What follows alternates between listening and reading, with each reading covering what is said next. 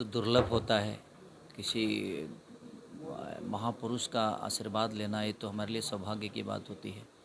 जो एक इंसान रूप में भी आज पूरी दुनिया के दिल में वास करना, और ये साधारण पुरुष तो है नहीं, साधारण इंसान तो है नहीं, एक भगवान का स्वरूप है जो हम लोगों के हमेशा आशीर्वाद देकर और हमें बड़ा करते हैं। तो ये हमारे लिए नहीं, बल्कि मुझे लगता है हिंदुस्तान के हर उस नागरिक के लिए जो सनातन धर्म से है, उसके लिए तो ये एक वरदान ही है बाबा, जो कि हमारे मन की बात को जान जाते हैं। क्योंकि मैं मिला अभी बाबा से और बड़ा सुखद महसूस किया खुद को। और एक गाना मैंने बाबा के लिए गाया था, सनातन के लिए गाया था। एक मेरी सिनेमा आ रही है रंग दे बसंती, उसी के लिए गाया था। तो मेरी इच्छा थी कि बाबा के हाथों से ही उसका ओपनिंग हो, और आज सौभाग्य प्राप्त हो रहा है हम लोगों को। तो रोशन जी जो कि SRK कंपनी के मालिक हैं, शर्मिला जी, हमारे डायरेक्टर हिमांशु सिंह जी, हमारी जितने भी एक्टर्स एक्ट्रेस हैं, सब लोगों ने बहुत प्यार और आशीर्वाद के साथ इस गाने को बड़ा किया है। तो सबको बस बाबा के आशीर्वाद मिले।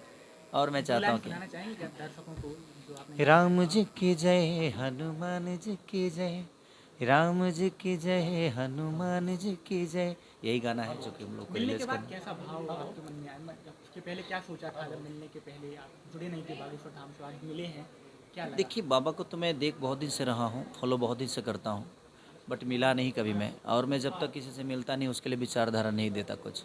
और बाबा से मिलने के बाद एक चीज़ है कि हाँ, बाबा मन की बात जानते हैं, क्योंकि मैं देखा, और मेरे से बिना पूछे ही, मेरे मेरे बिना कोई क्वेश्चन के ही बाबा ने हर चीज़ बताई हो मेरी, जिस प्रॉब्लम से मैं जूझ रहा हूँ। तो उनका एक ही क्या नाम था कि बेटा, प्रॉब्लम जीवन में होती है, और तुम जिस प्रॉब्लम से जूझ रहे हो वो मुझे पता है, तुम्हारा जो भी केस का है, बट तुम सच्चे हो तो तुम्हें जीत मिलेगी। क्योंकि देखो, कोई भी आदमी किसी को तबाह उतनी देर तक कर सकता है जितना देर वो होता है, और तुम्हारे पीछे भगवान का वरदान है। तुम जिस प्रवेश से आए हो, चीज़ें हैं तुम्हारी, गरीबी को फेस करके चीज़ें हुई है तुम्हारी, तो कोई आपको परेशान कर सकता है, हरा नहीं सकता। तो ठीक है, चीज़ें सुधर जाएगी, और हमारा आशीर्वाद तुम्हारे साथ है।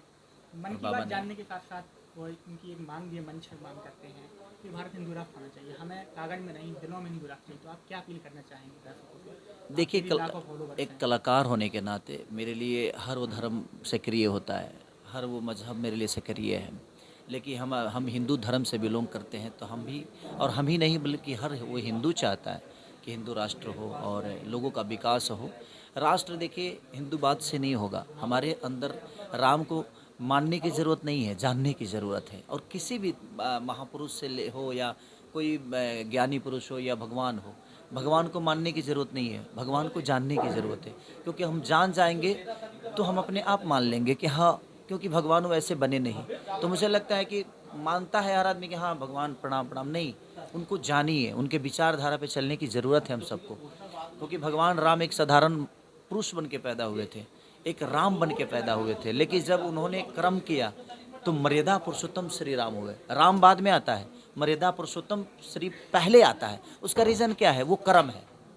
तो उन्होंने बताया कि मर्यादा में रह के पुरुषों में उत्तम अब तब बन सकते हैं जब मर्यादा के साथ चीज़ों को लेकर चलेंगे, और भगवान राम ने यही किया। और उनको पूजने वाले आज पुजाने लगे हैं।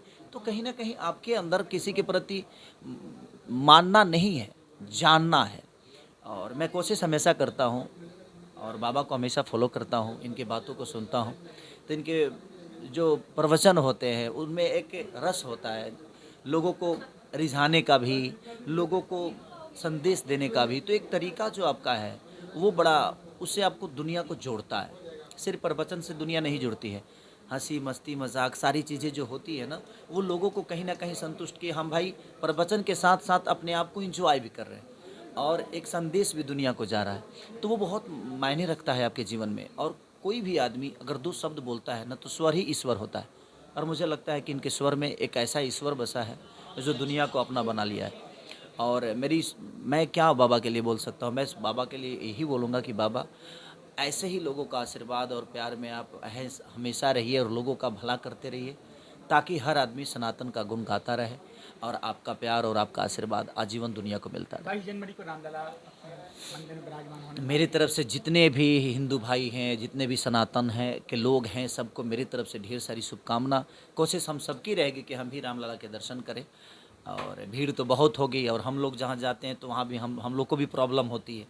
तो 22 तो नहीं, बल्कि मुझे लगता है कि हम बाद में जाएंगे, क्योंकि वो वक्त नहीं है हमारे लिए। क्योंकि हम उस समय जाएंगे तो शायद प्रॉब्लम हमें झेलना पड़ेगा और व्यवस्था बिगड़ने लगती है। इसलिए हम बाद में जाएंगे। हम उस दिन तो नहीं, संभव है ही नहीं। इसलिए हम बाद में जाएंगे, क्योंकि भगवान को हम जानते हैं। मानना तो अपने आप जुबान से निकल जाता है, लेकिन हम जानने की कोशिश करते हैं और हमें जानना है भगवान को, तभी शायद हम भगवान को मान पाएंगे। क्योंकि उनके अगर चरणों कमलों पे चलना है, हमें उनके विचारधारा पे चलना है, तो हमारे लिए जानना ज़रूरी है। किसी रास्ते पे चलने के लिए उस रास्ते के बारे में पता करना ज़रूरी है कि वो रास्ता कितना कैपेबल है हमारे जीवन के लिए, वो रास्ता कितना कठिन है। तो हमारे पास व्यवस्था रहने के बाद भी हम अपने आप को जीवन को सुख में नहीं लेकर जा सकते, क्योंकि अगर सुख में लेकर जाएंगे तो आप इतिहास नहीं बनाएंगे। जो दुख के रास्ते होते हैं वही आपको इतिहास की तरफ लेके जाते हैं। कांटे में ही फूल खिलता है, तो कोई भी दुनिया का बेहतर फूल कांटों में खिलता है, और उसी में से एक फूल बाबा है, जो कि पूरी दुनिया का ये है, वो है, दुनिया है, जहान है। तो परीक्षा कोई भी आदमी किसी का लेता है ना, तो वो मूर्ख है। आप जानिए, उसके बाद परीक्षा लीजिए। कई हुई बातों पर किसी की परीक्षा नहीं लेनी चाहिए। तो ये जीवन है और चलता रहेगा। इसीलिए हम भी भगवान राम को जानने की कोशिश कर रहे हैं और कोशिश करेंगे कि जानकर उनको हमेशा, वो तो हमारे हृदय में है। और आज राम है तब हम हैं, और सनातन है तब हम हैं, क्योंकि भगवान का दिया हुआ वरदान हमें मिला है। और ये हमारे लिए बड़े भाग्य मनुष्य तन पावा, सुर दुर्लभ सब ग्रंथ ही गावा। ये मनुष्य का तन बहुत भाग्य से मिलता है। हमने कोई अच्छी कर्म की होगी तब जाके हमें मनुष्य का तन मिला है, और इस तन में आकर अगर हम बेहतर नहीं कर रहे हैं तो ये हमारे इस जीवन में आने का कोई मतलब नहीं है। तो इस जीवन में आने का हर इंसान का एक मतलब होना चाहिए, एक लक्ष्य होना चाहिए कि इसी मनुष्य के तन में आने के लिए देवता भी तरसते हैं। तो बड़े भाग मनुष्य तन पावा। भगवान जब भी मनुष्य के तन में आए तो उन्होंने मर्यादा पुरुषोत्तम राम कहला गए। हमें भी वो मनुष्य का तन भाग्य से मिला है, सौभाग्य से मिला है। तो हमें भी कुछ ऐसा बेहतर करना चाहिए जिससे हमारा भी जीवन सार्थक हो जाए। Thank you so much.